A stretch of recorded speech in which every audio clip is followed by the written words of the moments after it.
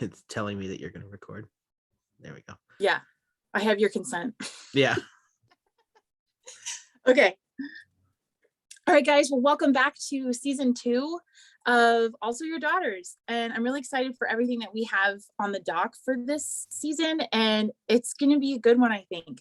I've asked for my friend, you might know him on Instagram as Going to Heck for this, but this is Aaron, and he is going to be basically co-hosting with me and as many episodes as he can. So I just want to welcome Aaron, and I'm really excited for everything that you're going to bring. I'm so excited. Yeah, this is going to be really fun. I can't wait to dig into the complexities of all of this stuff. Yes. So basically what we're going to be doing is we are going to deep dive Bo Burnham. If you were alive last year, you know about the Bo Burnham special on Netflix, Inside. And I, for one, listened to that on repeat. Like even with all of the cursing in that, I played it in front of my kids anyways. I was like, you guys need some like, we're going to go ahead and listen to this. my oldest kid even said, in conversation in passing, she said something about sleep paralysis. And I was like, wow, we are listening to Bo Burnham, aren't we? That's how you know. Yeah, so basically Aaron and I are going to introduce the concept of what it is we're going to do with this. And I'm really glad to have Aaron along for the ride because you just have so much to add. Oh, thank you. I'm really, really excited to figure out what to bring to the table, first of all, but then just to be able to get a chance to relate these concepts to everything we've been doing online as individuals and just as a community, and figure out basically what's behind all of this stuff that we can learn from, because it's hilarious, but there's real truth in it. And right, that's my favorite kind of art. So same. Super psyched. So I was on a road trip, and I was, just like going through, just different things that I love to listen to, because it was like a really long drive. And of course, Bo Burnham was, one of the first ones. And as I was listening to all of the songs, I just was like, man, I want to just deep dive into every single one of these songs and just pull it apart bit by bit so that I can understand as much as what Bo was bringing to the table as possible, and then some, like beyond that. And when I presented the idea to you've already like added so much to what this is going to be. Like I'm excited for the level that you've already taken this to. Oh, good. Yeah. that's the hope there. Yeah, I think it's always interesting when you get a chance to take something that you love and not just consume it, not just, okay, we're done with that now. That was a good movie, we're over with it. Now it's like, oh, hold on, let's pause, because this is pause worthy. Yeah. And that's something I feel like we don't do enough anymore. Absolutely. On average as people. The world sped up so much, which is one of the themes in the special, but it's worth, in reaction to that, listening to the idea and sitting there with things. So right. And I really feel like it honors the work that he put into it, not to set him on high, or I don't want to worship him, but just the genius that this whole piece was. I just feel like it's such a good jumping off point to be able to glean from and learn from, and especially like all of the different voices that we're going to be adding this season. Kind of what I really wanted to go for was like a hive mind, where people can see what it is that we want to break down in that specific episode about that song, but also see like all of the different vantage points of what everybody else got from it, because it's different. Like it's already been different between what you got from it versus what I got from it. And I just absolutely adore that. I think that there's so much to learn from each other. Absolutely. Yeah. That's the best part about any piece of art or anything you experience that someone creates and puts out there. You have to just bring your perspective to the table, and you can't really avoid doing that. You're always projecting things onto things that you're perceiving. So that's the best part of, a shared experience like this. Just getting to share even further. Yeah, definitely. I don't know. Okay, so let's pause. What else could we oh, you know what? Everything that you said. Everything that Oh you said yeah, started recording. sure, just yeah, go just go for it. sure. I recently rewatched the special, and one of the things, just to refresh myself, one of the things I noticed was I was looking for a cohesive theme, because I feel like a lot of the time things like this don't necessarily need one, but Bo always tends to put one in there a little bit, and even if you don't notice it at first. And I don't know, it's called Inside, right? So clearly there's some themes here. He plays with the concept of being inside, or with the concept of what's already inside of things or people, or uh on a macro and a micro level, what's really at the core of things that drive society, what's really at the core of why we do the things we do, um what's really inside of us, what even is a person. Like, are we just our mental health, or like what else is that, you know? What are our motivations for making the decisions we make, or what are the power dynamics at play? There's just so much playing with the idea of like what's inside and being inside, um because it's the most introspective time that we've had as a collective in a really long time, being stuck inside from a worldwide pandemic. Like, what are you going to do but get introspective? So yeah, he's literally done that on multiple layers and multiple levels in multiple ways, and that's kind of the whole thing, is Right. exploring the concept. Yeah, I love it. Yes. And I feel like it's a really good keyhole for you to be able to put whatever template it is that you need this to be for you.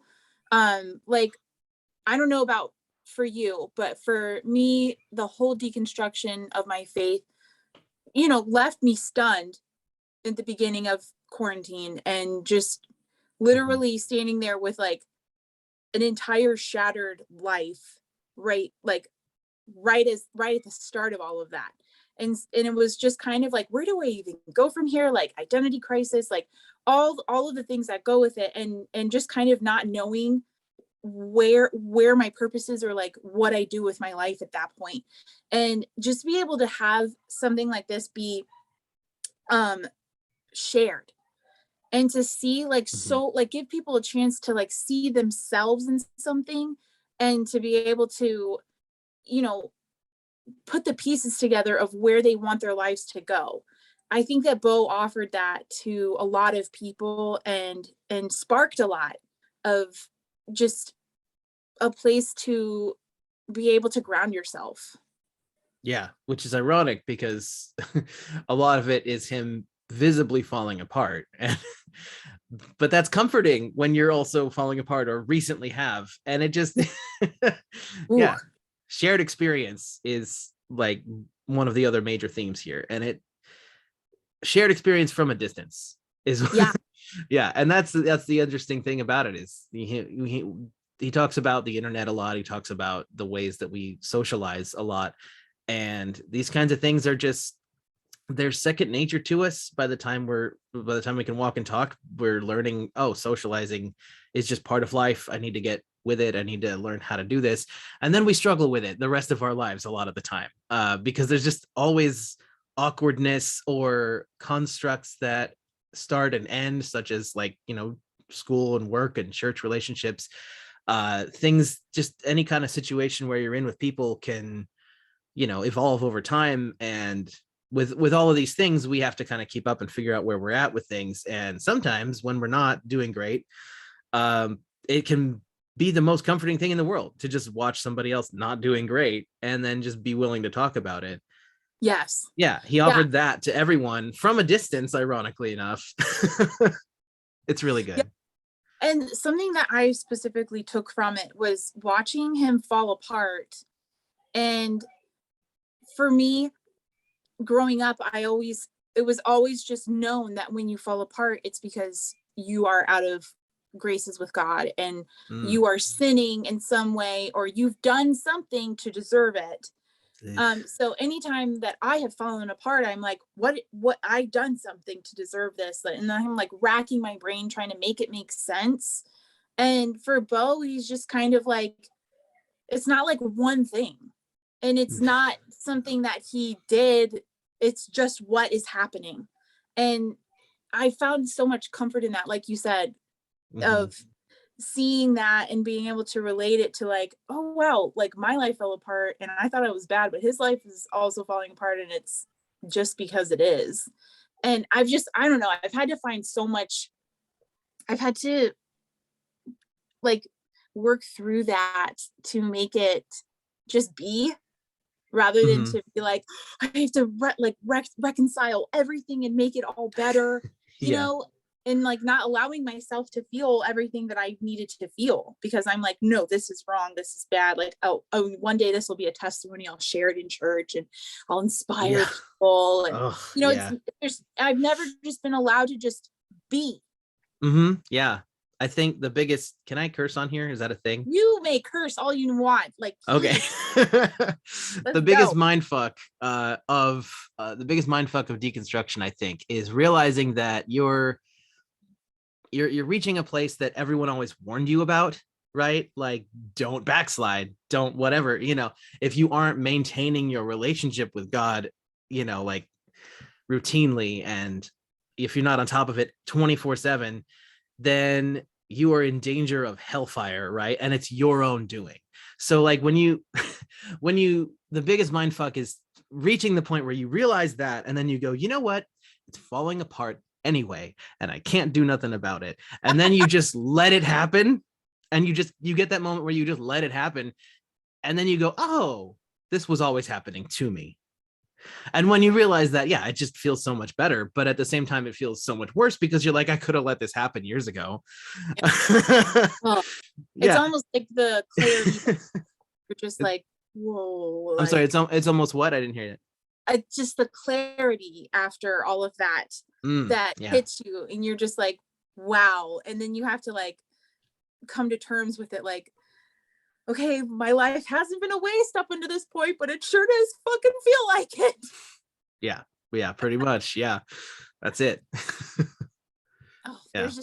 there's so much to work through. and Hmm. and I think that when we can do this type of thing together and like get different voices on air and like just speaking out, it helps. It's like a beacon for other people, and I'm really hoping that this podcast will just reach the people who need it and find people where they need their where they are, like meet them where they are. I've just had like in my therapy sessions that I've had, every time I'm like, I've called for like an emergency session, I'm like, well, I'm having a whole breakdown right now, so I'm obviously not well. Mm. And she goes, just because you're having a breakdown doesn't mean that you're not well. It means that you're processing and that you're working through stuff, and that Hmm. is okay. Yeah. And so it's like regaining agency over my emotions too. So there's just so much there in the midst of all of the mess, of all of the crumble that deconstruction feels to bring.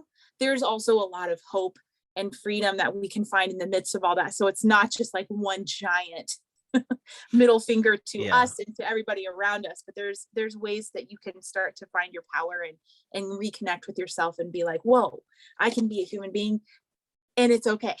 Like your shirt. Yeah. Yeah. Human is Exactly. Yeah. This is I love, actually from my store. It was oh, it was a I test shirt, actually. They come in gray now instead of white. But yeah, it's love it. there's a sticker of it as well. I had a post a while back about how we use human as this negative word, especially in church, but even just in general, where they're like, what, I'm only human, like it's just negative. Like it's, I'm not enough because I'm human. Really? No, how about we just use human as a good word? How about we say that human is a good thing to be, and that it's okay that we experience the things we do, and we experience them how we do. I think in that way, you're talking about how Bo offered comfort to a lot of people with this. Obviously, that was one of the like hoped for outcomes from something like this. He hoped that it would do that, I'm sure, but like, I'm not sure he knew it would hit the deconstruction crowd this way. I don't think he even had us on his radar necessarily. So it is kind of like we're twisting his piece of art a little bit because we Sure. related to it in such a unique way. But at the same time, the way you relate to something is the way you relate to something, and the way you interpret art is kind of what its meaning is now. So Yeah. um it's not like we're trying to twist it. It's more just like, what surprise, something we identified with is this really dramatic, beautiful artwork piece that is meant to just entertain and inspire and make you think. And it's, I don't know, it's amazing. So It is.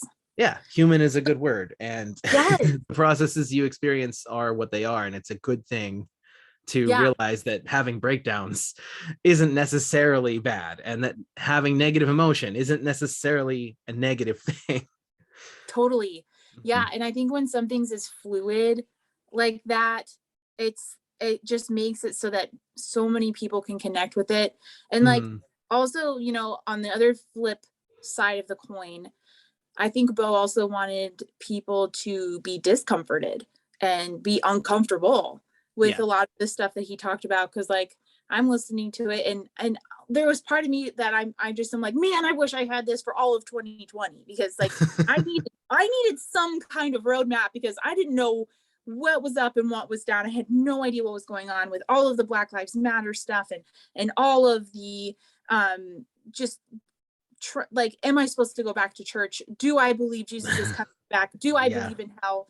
Like, I don't know. There was Yeah. just so much for me that I was just like grasping at straws for and trying to find ways to like understand. And like for someone like me, I'm in like kind of a bubble because I'm first of all a stay-at-home mom and Mm. I'm white and I'm a female. And so also COVID was happening. And so it was just kind of like me getting out and being exposed to people and being around people wasn't an option. So like I see all of this stuff happening and I'm like, what do I do with this? Yeah. Yeah. There's just a lot of internal processing, and that's about all you can do when you're kind of stuck in a place like that. And I don't know. I think that's one of the main reasons that pieces of art like this had to come out of that is that, when you have a lot of introspection and it's necessary, you're gonna come out a different person, but it may not be the person you thought you were going to come out as, and it may not be the kind of person that, I don't know, it just basically, like, I was struggling a lot with what the church was saying in response to these things, and I had already kind of been away for like a little while, but not that long, like a year. And it was because I had had mental health struggles before 2020, just before. So my therapist helped me get stabilized, and then 2020 happened. So I identified pretty hard with that bit at the end of the special where Bo was talking about his return to comedy in January of 2020. Yeah, I was trying to come back to like being with people and socializing, and like I'm a musician too, so playing open mics at the coffee Mhm. shop nearby, and it just, I couldn't anymore for a long time. And then I tried it again for a while, and then surprise. So yeah, it just feels kind of like, well, yeah, I don't have anything to do with this but sit and process it. And I don't know how it's going to change things because everything is changing anyway Yeah. in my life. And it feels like if you just have this just unbridled frustration at the way that the church is handling stuff, and it feels like that was your home like a minute ago, and now they're just so thoroughly wrong that they're not even on the same planet as right. And it just you're like, okay, well, what am I supposed to do when I'm feeling all these things and understanding them for the first time? I don't know. And then there's just so many layers to it too. There's a lot of like layers of understanding that that have come in across the last couple of years for people in similar positions to you or to me, and it just feels like that's a good thing, and it's pretty slow, and and that's okay because it's a process, Yeah. and we have to keep at Yeah. it. Yeah. And that leads me to my next thought about it is because all of my whole world fell apart in February of 2020. And in January of 2020, I was like hyper motivated. I was operating out of trauma. It was a trauma response. I was just like trying to fill my life up with so much so that I Hmm. wouldn't think about all of the shit that had gone down. So then when once February came around and I had my whole thing about what it was for me to leave the church and have my car accident and all that stuff, Hmm. just and then everything that followed after with COVID, with the fear, with Black Lives Matter, with the vaccine coming out, um and then childhood traumas rising up for me. And at that point, I think that when Bo came out with this, I think it was May, was it April or May in 2021? I'm not sure. It was in the springtime. I can't remember. Yeah, that feels right. It was in the springtime. I had to wait over a year for something like that to come out, for me to connect with and genuinely find like common ground and have something to be like, whoa, this is so much me, and I connect with this on so many different layers. But in the meantime, I had to work through a lot of stuff on my own, along with therapy, of course. I took a break from I think I took a break from June until November. I ended up back in therapy because I was just like not well at that point. But having that time where it was like ambiguous and just kind of like I like I said, grasping at straws, like trying to make sense of so much, like I feel like that was good for me to not exactly have something to grab onto and climb aboard, because I need to belong. Like there's, that incessant need that humans want is to belong. And then finding the deconstruction community on Instagram and having everybody like just discovering so many good people there, and then having Bo come out and like your girlfriend, Saltiness of the Earth, sharing all her Bo Burnham memes. I was just like, I found my people. That's good. That's really good. It's a good moment. And then it's also, you're right. There's a good thing of when you have that stuff on pause and you can't appreciate it because it's not there in front of you to get involved in, it feels like, well, maybe I needed to sit with these things for a little longer. And then when you finally can connect with people about it, it finally feels like that relief that you've needed. Yeah. It's just like, it's like a payoff to sitting with like uncomfortable things and working through uncomfortable shit and doing your work, but then finding the community that is also doing that too. I think both things are good, because like a lot of us were just knocked out, zero community with COVID happening, and a lot of people leaving the church in the middle of all that, and like we're just alone at sea, a lot of us. And then finding this this special, and like I first found it on TikTok with everybody using the All Eyes on Me, and I was like, same. What is happening? What is this song? I was like, babe, to my husband, I said, we have got to watch this. And now when it's like my birthday or like I'm sad or something, my husband turns that on. He's like, let's watch this, because it is pick me up. I really enjoy it. I really, really love it. But I don't know. I'm just thankful that my deconstruction has brought so many things into my life. I'm thankful for the friendships that it's brought me. Like just the fact that I'm doing this with you is like I don't know. I feel very grateful. Yeah, me too. This is really cool. And it's really nice to be part of a community again too that feels like I mean, I feel like it's weird because when you grow up in churches, right, you're used to your circle being kind of large, actually. Like even if it's a small church, it's a lot of individual people in your life that you're seeing on a regular basis, connecting with things that are not just surface level with, and it's just you get used to that level of, well, I'm amidst people and this is normal. And then when you leave that and it feels like, oh, I have maybe one person, two people that I can talk to. One of which is like your significant other if you're with somebody. And then it's like, okay, well, great. This is like, I don't have friends. What's that like? And then I don't know. For me, it was kind of like realizing there was aspects to a lot of the community that I had been through that was either fake or predicated on same belief or other types of things like that I had to deconstruct as well. And what does it mean to really be a friend to someone? What does it really mean to share interests and to genuinely connect? And that's all stuff I've had to deconstruct too. It's really complicated for me, but it is.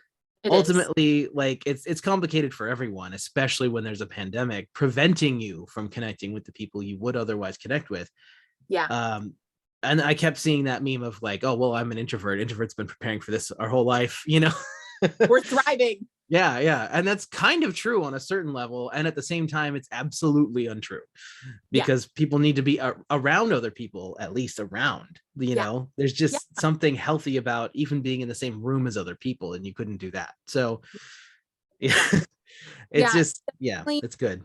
It gave a very unique situation for so many people. Like, I call it the quarantine bubble, because like Mhm. I was in like such a not good place, and to not have any outside voices like, hey, are you finding a new church yet, or hey, are you going to be able to come hang out and be around people I don't want to be around, like to not have that pressure, because like Mhm. boundaries didn't exist for me at that point, for it to Yeah, just be like this overall boundary that everybody knew, like, don't try to get together with me. yeah, or I anyone. appreciated that. I appreciated that so much. And it actually was like absolutely amazing for my marriage, Mm, for my husband and I to be coming out of the wreckage that was our time in church, and just be staring at each other and being like, we gotta work through this shit. We've mhm, got to face it. And my husband and I have never been closer and never been in a better place th- than we were the entire time we were in church, which was like the whole promise, like, hmm. once you become Yeah. part of church, your marriage will be better and your parenting will be better. And it's like quite the opposite. Yeah, I experienced the same thing with my girlfriend. We had only been together a few years before that, so it's been about 5 years now, and it just the last 2 years of it's been super weird, because we've definitely given each other space to deconstruct on our own Mm-hmm. timetable, you know, our own levels of where we're at, but they're very much in parallel. Very, very, very closely paralleled. So it's for different reasons too. A lot of it is like the different motivations for deconstructing things are there, but like you can see the thought process is similar, and it's taking a parallel path, and it's really helpful to know that even if it didn't, we'd be better off than before. We'd be closer than before. We'd be Yeah. communicating about these things, you know. Yeah. Yeah, it's just really, it feels really healthy the way that that has gone. Yeah. And I don't know, I mean, I guess if the pandemic has had an opposite effect on anybody's relationship out there, then to an extent that Yes. becomes an indicator of things that need to be worked on, or things that may need to be done that might be more final than that. And Yes. and it's okay if that's the case, because Absolutely. it's the pandemic was kind of like a pressure cooker. I like to think of Mhm. it a little bit, because it just it, that's a cute way of saying that something horrible had silver linings. I But don't know. Pressure cookers can do some damage to yeah, people. So I think that's a yeah, great. yeah, because like you got to be careful with it. You gotta try to manage it as best you can, but ultimately it's chaos in there. Yeah. And what it does is very clear, and it, you know, so the don't ignore the results of Yeah. things like Yeah. this in your relationships, or in your individual life, or in your mental health. Yeah, it's Yeah. been really Yeah. And good for just the many clarity it offered. people. Yeah. The Hmm. clarity it offered is a gift, maybe in disguise for some people. I know Yeah. around me, I don't know around you, but there's as soon as we were starting to like drive and go places again, I Hmm. saw signs that said flat rate divorce 9.99. And I was like, okay, maybe like that's probably a deal. I don't really know, but go off if you need that. You've got the resource and the connection. Yeah, I mean, shit gets advertised for a reason. Yeah, yeah, Yeah, it's interesting. I yeah. love And that. I just think that whatever side of the coin that people ended up on in their relationships and in their families and everything, I mean, I everything is there's not one right way for this to have all happened. Mm-mm. But the fact is, it did happen, and we have a lot to pick up from after that and figure out like where do we go from here. And I'm like Mhm. really excited for maybe this podcast to offer some type of beacon to people and to be able to find more community if they haven't already. And just all of the, I'm excited for the way that the deck is getting loaded with the people who are going to be coming on. It's going to be amazing. It's going to be such good conversations. And I think we're all going to benefit.